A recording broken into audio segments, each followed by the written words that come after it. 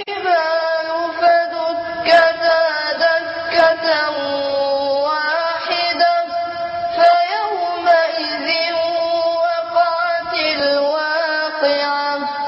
وانشقت السماء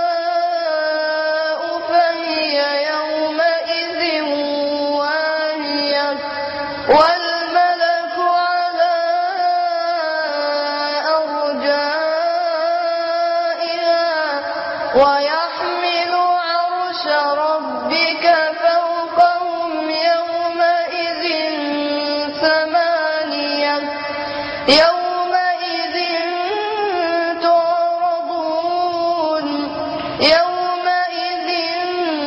تعرضون لا تخفى منكم خافية فأما من أوتي كتابه بيمينه فيقول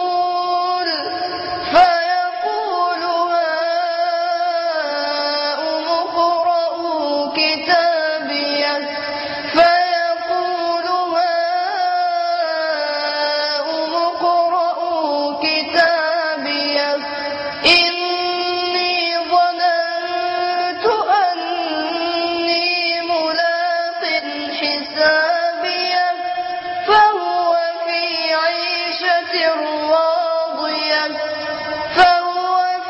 عيشة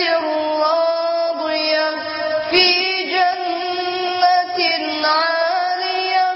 قطوفها دانية كلوا واشربوا هنيئا بما أسلفتم في الأيام الخالية وأما من أوتي كتابه بشماله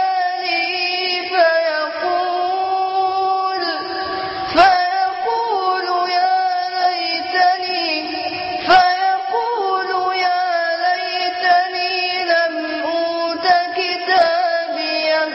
ولم أدر ما حسابيه يا ليتها كانت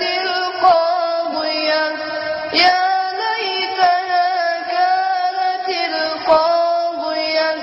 ما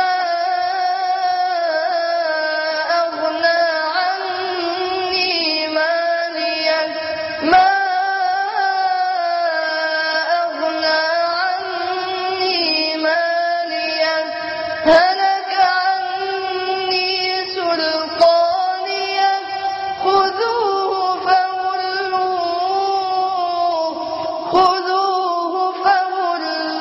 فغلوه ثم الجحيم صلوه ثم في سلسلة ذرعها 70 ذراعا فاسلكوه إنه كان لا يؤمن بالله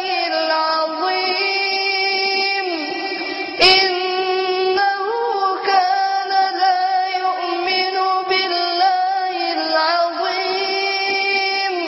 ولا يحض على طعام المسكين فليس له اليوم هاهنا حميم ولا طعام إلا من غسلين لا